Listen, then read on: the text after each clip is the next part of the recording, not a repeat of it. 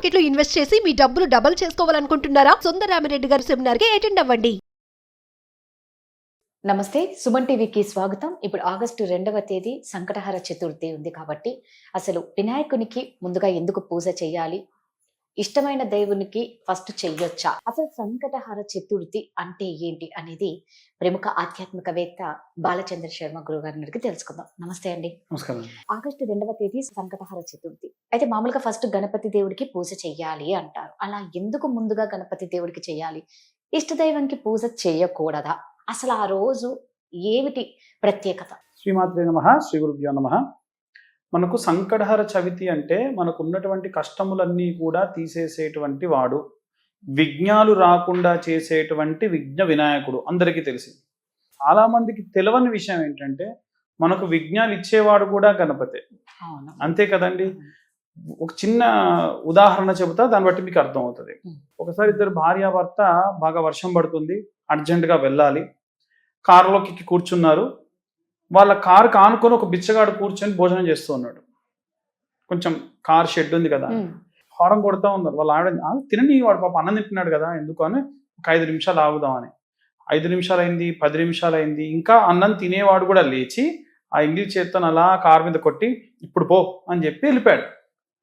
వీళ్ళకి అర్థం కాల. కార్ స్టార్ట్ చేశారు, రేడియో ఆన్ చేసి వెళ్తుంటే రేడియోలో వినిపిస్తుంది ఏమని, వీళ్ళు వెళ్ళేటువంటి దారిలో అయితే బ్రిడ్జ్ ఉంది, ఆ బ్రిడ్జ్ కూలిపోయింది ఇప్పుడే అని. ఇక్కడ విఘ్నం ఎవరు కల్పించారు? దేనికి? స్వామి కల్పించాడు విఘ్నం. దేనికి? మరి కాసేపట్లో జరిగే ప్రమాదం నుంచి తప్పించడానికి. ఒకసారి మనం ఒక చోటికి వెళ్ళలేకపోయాం, ఒక మనిషిని వివాహం చేసుకోలేకపోయారు, ఒక చోటికి మనం వెళ్ళి పలానా తినలేకపోయాము, విపరీతమైన ఖేదం పెంచేసుకుంటారు. మనం ఏమనుకోవాలంటే మనకి ఏం కావాలో అది భగవంతుడు ఇవ్వడు, ఏది కరెక్టో అదే ఇస్తాడు. కాబట్టి ఇలాంటి విఘ్నములన్నీ పోయి ఏవైనా విఘ్నములు ఏవైనా రావాలి ఇంకా అంటే కూడా విఘ్న వినాయకుడే కారణం, గణపతే కారణం. చతుర్థి అంటే 4, చవితి అన్న చతుర్థి అన్న ఒకటే. 4 వేదాలని కూడా వేదవ్యాసుడు చెబుతున్నప్పుడు వేదవ్యాసుడు ఏమని చెప్పాడనంటే, నేను ఊహలోకి వెళ్ళిపోయి భవిష్యత్ వర్తమానాలు, భూత భవిష్యత్ వర్తమానాల్లో ఉన్నటువంటి అన్ని విషయాల గురించి చెబుతూ ఉంటా.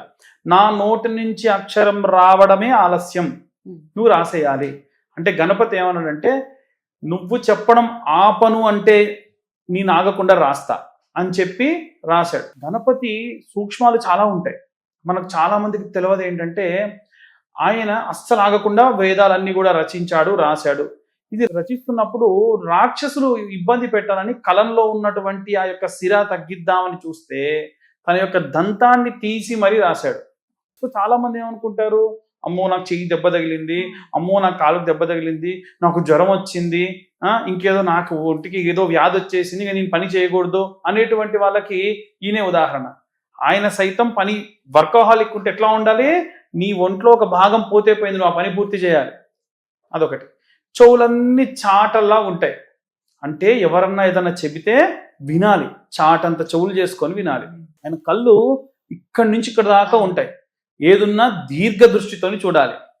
గణపతి వినాయకుడి యొక్క తత్వం, ఆ యొక్క ఏనుగు యొక్క తత్వం ఏంటంటే, అది అడుగు వేసి చెవులు ఇలా పెట్టి విన్నదంటే ఎక్కడో భూకంపం వచ్చినా, ఎక్కడో ఏదైనా ప్రమాదం వచ్చినా, ఎక్కడో వరద వస్తున్నా ఆ ఏనుగు ఉరుక్కుంటూ వెళ్ళిపోతుంది. అప్పుడు చుట్టూ ఉన్న పక్షులకు అర్థమవుతుంది, ఏనుగు వెళ్తుందనంటే ప్రమాదం వస్తుందిరా బాబు, అందుకే ఉరుకుతుందని ఏనుగుని అనుసరించి వెళ్తారు. అందుకే ప్రాతస్మరణీయం, పొద్దున లేస్తే మనం చూడవలసినటువంటి రూపాలలో గజముఖం ఒకటి. అలాంటి విఘ్న వినాయకుడు సంకష్టి చేస్తే ఎన్నో రకాలైనటువంటి రుగ్మతలని, బాధల్ని తీసేస్తారు. చాలా మందికి తెలియని ఒక విషయం ఏంటంటే, దశమహావిద్యలు కదా అందరికీ తెలుసు. ఒక్కొక్క దేవతకు ఒక్కొక్క గణపతి ఉంటాడు. మనకు గణపతి నామాలలో బాల గణపతి నమః, భక్త గణపతి నమః, తరుణ గణపతి నమః, డుండి గణపతి నమః, శక్తి గణపతి నమః ఇలా ఉంటాయి. ఇలా ఉన్నటువంటి ఒక్కొక్క గణపతి ఒక ఉచ్చిష్ట గణపతి అని ఉంటుంది. చాలా మంది ఉచ్చిష్ట గణపతి అని అంటే ఆయన రూపమే చాలా ఆందోళనకరంగా ఉంటుంది. అంటే కొన్ని మనం చెప్పలేనటువంటిగా ఉంటాయి. అమ్మవారిని ఒళ్ళో కూర్చోబెట్టుకొని తొండం తన పొత్తి గడుపు కిందికి జరిపి కూర్చోబెట్టుకుంటారు అమ్మవారిని, అలాంటి గణపతి. కాబట్టి ఆయన ఎన్నో రకాలు, మనందరికీ తెలిసి గణపతి అంటే మనకు ప్రశాంతంగా కూర్చుంటాడు, ఉండ్రాళ్ళు పెడితే తింటాడు, మనకు అన్ని. అంతకు మించి శివుడు మనకి తెలుసు, చాలా ప్రశాంతంగా కనిపిస్తాడు. అతను రుద్రుడు. అతను చరాచర భూమండలం అంతా నిండిపోయి ఉంటాడు. పరబ్రహ్మ స్వరూపం. ఆ పరబ్రహ్మ స్వరూపానికి గనక ఒక రూపం వచ్చి కోపంగా ఉన్నా, తాండవం చేసినా, నాట్యం చేసినా, నవ్వినా, ఆందోళన చేసినా అన్నీ గణపతి చేస్తాడు. అంతెందుకండి, కాశీలో పరమశివుడు ధ్యానం కూర్చున్నప్పుడు ఆయన ధ్యానంలో ఉన్నా నాకు సంరక్షణగా కాశీ పట్టణం అంతా కూడా నువ్వే సంరక్షకుడిగా ఉండు అంటే ఆయన 32 రూపాల్లోకి మారి ఆ యొక్క ఈశ్వరుడికి రక్షణగా ఉన్నాడు. ఇప్పటికి వెళ్తే మనకు అన్ని గణపతులు అక్కడ కనిపిస్తాయి. కాబట్టి గణపతి అంత విశేషం. సంకష్టి చేస్తే ఎలా అంటే, కొంతమంది పిల్లలకు పెళ్ళిళ్ళు అవ్వట్లేదు, సంతానం అవ్వట్లేదు, మా వారికి ఎంత సంపాదించినా ధనము ఇంటికి సరిపోవట్లేదు, భార్యాభర్తల సఖ్యత లేదు, నా నుండి నేను బాగా ఉన్నా నా భర్త నుండి నాకు సరైనటువంటి రెస్పాన్స్ రావట్లేదు, ఇలాంటి ఎన్నో కారణాల చేత, లౌకికమైన కారణాల చేత సంకష్టి చేస్తారు.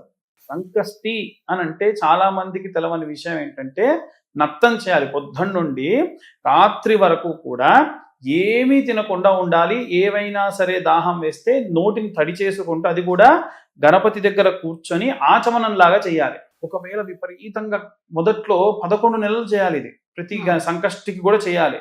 మరి ఇబ్బంది అవుద్ది కదా, అందుకని ఏం చేస్తారనంటే తక్కువ మొత్తంలో స్వామివారికి పొద్దున నైవేద్యంగా పెట్టి ఉండ్రాళ్ళు కానీ ఏదైనా సరే పండు కానీ పెట్టి ఇంత మాత్రం తీసుకుంటారు. ఎందుకు, శరీరం పడిపోకుండా ఉండాలి, నా వ్రత భంగం కలగకూడదు అని ప్రారంభంలో తినొచ్చు.